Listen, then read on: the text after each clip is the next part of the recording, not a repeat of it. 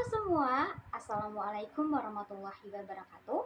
Perkenalkan, saya Valentina dari Prodi Manajemen kelas 24B dengan nomor NPM 24411003. Pada kesempatan kali ini, saya mau memaparkan materi terkait kerukunan antar umat beragama.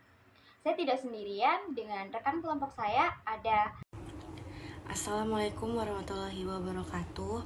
Perkenalkan, nama saya Alivia dari kelas MNJ 24A MPM 24411013.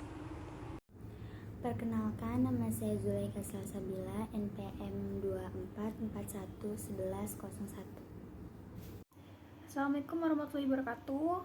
Perkenalkan, nama saya Aditya Kasaswandi, NPM 24411010, kelas manajemen 24A. Perkenalkan, nama saya Maulana Ali Yusuf dengan NPM 24411059. Saya dari kelas 24A. Perkenalkan, nama saya Sandika Anggaru Surya, saya dari kelas 24B Manajemen NPM 244111136. Saya dari kelompok 11. Fatah dan Arif. Mereka akan membacakan jobdesk mereka masing-masing. Oke, baik. Materi yang akan dibawakan oleh Yusuf dan Gara adalah Indonesia Negara Pluralisme. Saya dan Alivia akan membawakan materi terkait kerukunan antar umat beragama menurut sudut pandang Islam. Fatah dengan Arif akan membawakan materi terkait regulasi seputar kerukunan beragama. Dan yang terakhir ada Kalista dengan Bila akan membawakan materi terkait faktor-faktor penyebab konflik agama. Selamat menyaksikan. Indonesia Negara Pluralisme. Negara Indonesia yang terdiri dari beribu-ribu pulau, penduduknya bersifat pluralisme atau beraneka ragam majemuk. Bangsa Indonesia terdiri dari berbagai suku dan adat istiadat, bahasa dan agama. Mereka adalah bangsa yang religius, bangsa yang beragama, bangsa yang percaya kepada Tuhan Yang Maha Esa. Agama yang dianut oleh bangsa Indonesia adalah Islam, Kristen, Protestan, Katolik, Hindu, dan Buddha.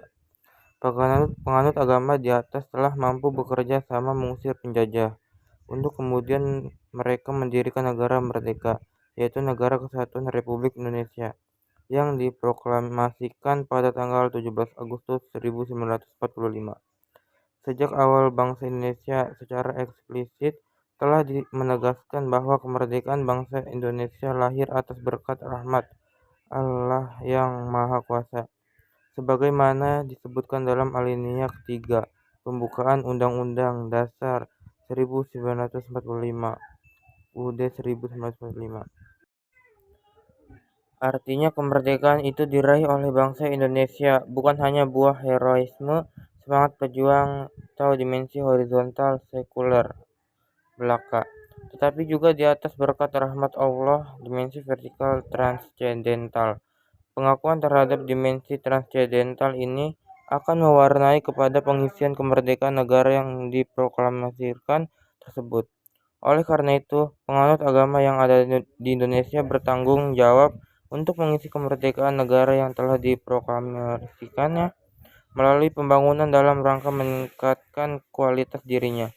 Pembangunan negara dan bangsa Indonesia memerlukan persatuan dan kerjasama serta kerukunan hidup yang harmonis antar umat beragama. Oke, baik. Slide berikutnya adalah terkait kerukunan hidup antar umat beragama dalam pandangan Islam. Yang pertama, prinsip kerukunan hidup antar umat beragama itu prinsipnya menurut ajaran Islam itu ada ditegaskan dalam Al-Quran dan Sunnah Rasulullah SAW, serta sudah dipraktikkan oleh umat Islam pada sejak zamannya masa Rasulullah SAW, masa sahabatnya sampai sekarang. Prinsip-prinsipnya itu meliputi yang pertama, Islam gak membenarkan adanya paksaan dalam memeluk suatu agama. Allah itu berfirman, ada di Quran surat Al-Baqarah 2 ayat ke-256. Yang mana artinya tidak ada paksaan untuk memasuki agama Islam. Sesungguhnya telah jelas jalan yang benar daripada jalan yang sesat. Karena itu, barang siapa yang ingkar kepada taghut dan beriman kepada Allah, maka sesungguhnya ia telah berpegang kepada buhul tali yang amat kuat yang tidak akan putus, dan Allah Maha mendengar lagi Maha mengetahui. Yang kedua, Allah Subhanahu wa Ta'ala tidak melarang orang Islam untuk berbuat baik, berlaku adil. Tidak boleh memusuhi, tidak boleh mengusir penganut agama lain selama mereka itu enggak memusuhi kita. Terus tidak menentang dan tidak mengusir orang Islam. Allah berfirman dalam Quran surat Mumtahanah 60, yang mana artinya Allah tidak melarang kamu untuk berbuat baik dan berlaku adil terhadap orang-orang yang tiada memerangimu karena agama, tidak pula mengusir kamu dari negerimu. Sesungguhnya Allah menyukai orang-orang yang berperilaku adil. Yang ketiga itu, dalam pandangan Islam, hanya agama Islam yang benar. Namun, Islam mengakui eksistensi agama lain. Allah berfirman dalam Quran surah Al-Imran 3 ayat 19, yang mana artinya sesungguhnya agama yang diridhoi di sisi Allah hanyalah Islam. Tiada berselisih orang-orang yang telah diberi Alkitab kecuali sesudah datang pengetahuan kepada mereka karena kedengkian yang ada di antara mereka. Barang siapa yang kafir terhadap ayat-ayat Allah, maka sesungguhnya Allah sangat cepat hisabnya. Yang keempat, setiap pemeluk mempunyai kebebasan untuk mengamalkan syariat agamanya masing-masing. Bagi orang Islam adalah amalan menurut syariat Islam, dan bagi pemeluk agama lain adalah amalan menurut syariat agama mereka masing-masing.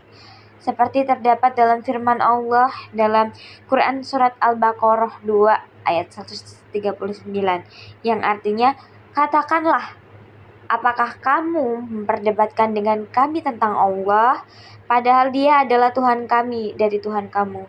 Bagi kami amalan kami dan bagi kamu amalan kamu, dan hanya kepadanya kami mengikhlaskan hati. Yang terakhir, Islam mengharuskan berbuat baik dan menghormati hak tetangga tanpa membedakan agama tetangga tersebut. Sikap menghormati terhadap tetangga itu dihubungkan dengan iman kepada Allah Subhanahu wa Ta'ala dan iman kepada hari akhir. HR Bukhari Muslim. Baik, selanjutnya adalah mengenai regulasi seputar umat beragama. Jadi ada beberapa peraturan terkait kerukunan beragama ya.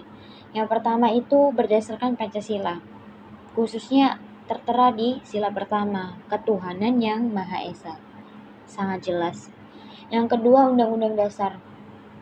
Itu khususnya ada di pasal 28E dan J ayat 2 dan pasal 29 ayat 1 dan 2. Ada Tab MPR nomor 4 MPR 1999 tentang garis besar haluan negara atau GBHN, disebutkan bahwa di antara misi bangsa Indonesia untuk mewujudkan visinya adalah dengan satu, itu pengalaman Pancasila secara konsisten dalam kehidupan bermasyarakat, berbangsa dan bernegara. Yang kedua itu menegakkan kedaulatan rakyat dalam segala aspek kehidupan bermasyarakat, berbangsa dan bernegara. Yang ketiga itu peningkatan pengalaman ajaran agama dalam kehidupan sehari-hari untuk mewujudkan kualitas keimanan dan ketakwaan kepada Tuhan Yang Maha Esa dalam kehidupan dan mantapnya persaudaraan umat beragama yang berakhlak mulia, toleransi, rukun, dan damai.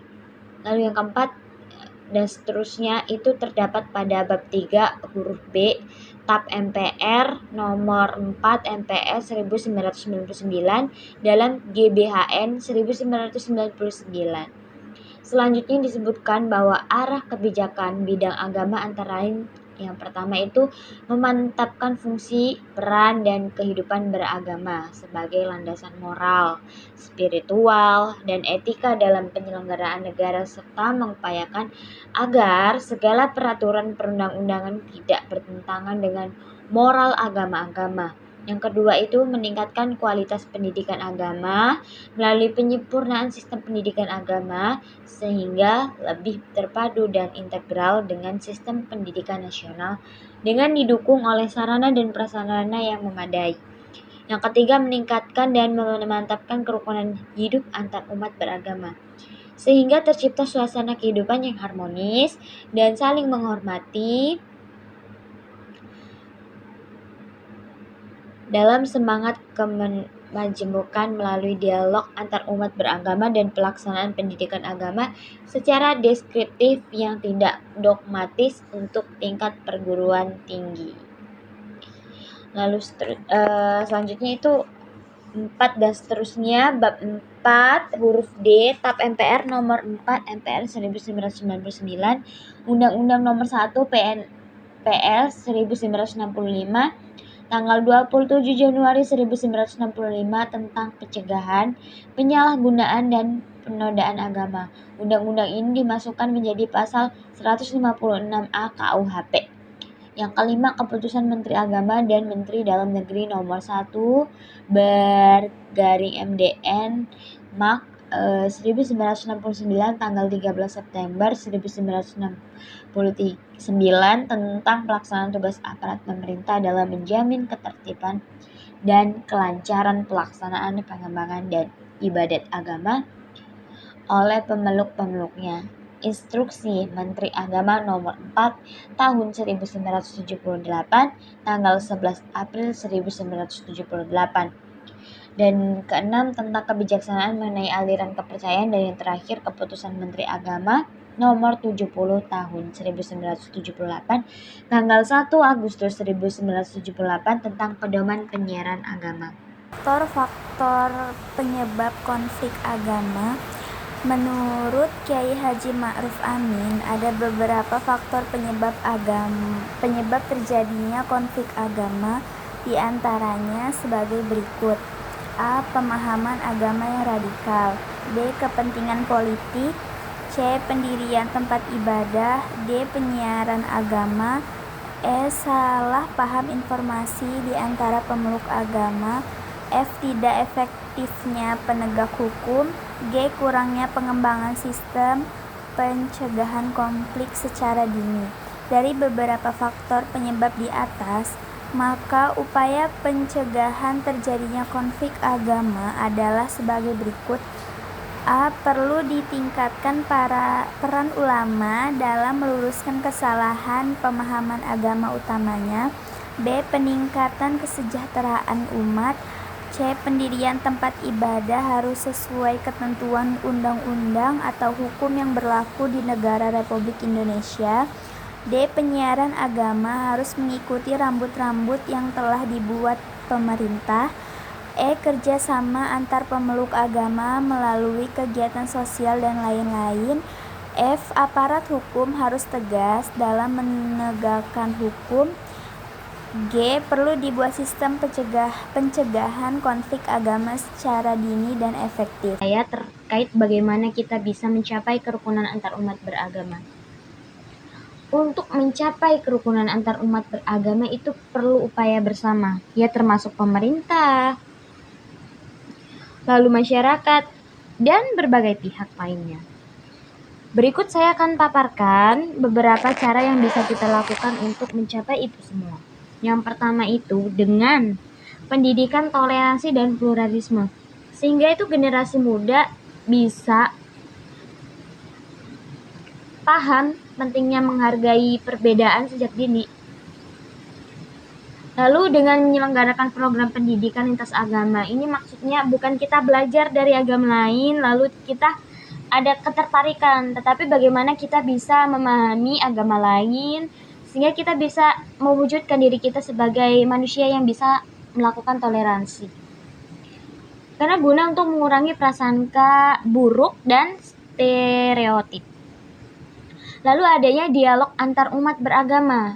Ini maksudnya komunitas. Ya, komunikasi bisa dilakukan dari beberapa agama. Komunitas berarti tidak ada perpelocohan, tidak ada pemaksaan, jadi di situ terbuka. Karena untuk membangun pemahaman dan kerjasama. Yang dibahas pun isu-isu keagamaan yang sensitif. Dan meredakan potensi konflik. Karena kalau udah bahas agama itu sangat sensitif. Dan difasilitasi pertemuan antar komunitas, yaitu tadi untuk membahas masalah sosial bersama, memperkuat kerjasama dan tingkat akar rumput. Kalau ada akar permasalahan dicari sama-sama, diselesaikan sama-sama, itu gunanya komunitas. Lalu penyusunan kebijakan yang adil dan tidak diskriminatif. Pemerintah itu harus ngejamin kebebasan beragama dan ngeluarin kebijakan yang adil bagi semua umat yang beragama tanpa adanya diskriminasi. Jelas, penegakan hukum harus tegas. Apalagi kalau udah bahas sama yang intoleransi, manusia-manusia yang intoleransi, itu harusnya tidak ada toleransi buat dia. Karena itu harus jera sih, harus dihukum, harus diadili. Lalu peran media massa.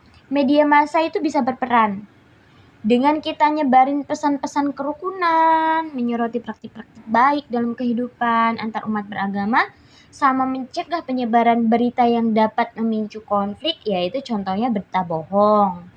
Penggunaan media sosial secara bijak itu bisa mempromosikan nilai-nilai toleransi dan saling menghormati. 5. Penguatan komunitas dan kerjasama sosial. Menggalakkan kerjasama antar komunitas agama dalam kegiatan sosial seperti membantu korban bencana, kegiatan kemanusiaan, atau proyek pembangunan lokal. Ini akan memperkuat hubungan sosial dan memperlihatkan bahwa perbedaan agama bukanlah penghalang untuk bekerja sama. Mendirikan forum-forum lintas agama yang melibatkan berbagai komunitas untuk membahas isu-isu lokal dan mencari solusi bersama. 6. Peran tokoh agama dan masyarakat. Tokoh agama dan masyarakat harus menjadi teladan dalam memperlihatkan sikap toleransi dan mendorong pengikutnya untuk menjaga kerukunan, mengajarkan nilai-nilai kasih sayang, penghargaan terhadap perbedaan, dan dialog terbuka dalam ceramah-ceramah keagamaan maupun kegiatan masyarakat. 7. Menegakkan sanksi untuk pelanggaran toleransi. Pemberlakuan sanksi yang tegas terhadap tindakan intoleransi atau diskriminasi baik secara hukum maupun sosial dapat mencegah dan menghentikan tindakan yang merusak kerukunan. Dengan langkah-langkah ini diharapkan tercipta suasana masyarakat yang saling menghargai dan mampu hidup damai dalam keragaman agama. Jadi, dari semua yang sudah kami paparkan, itu pada akhirnya kita bisa menarik kesimpulan bahwa belajar kerukunan antar umat beragama itu penting untuk setiap individu. Supaya apa? Supaya kita bisa menciptakan keharmonisan dalam masyarakat yang beragam. Dengan kita memahami dan menghormati perbedaan keyakinan, kita bisa ngurangin konflik, memperkuat toleransi, dan membangun persatuan. Ini juga bisa ngebantu kita buat menjaga perdamaian, meningkatkan kerjasama, terus memajukan nilai-nilai kemanusiaan yang menghargai perbedaan.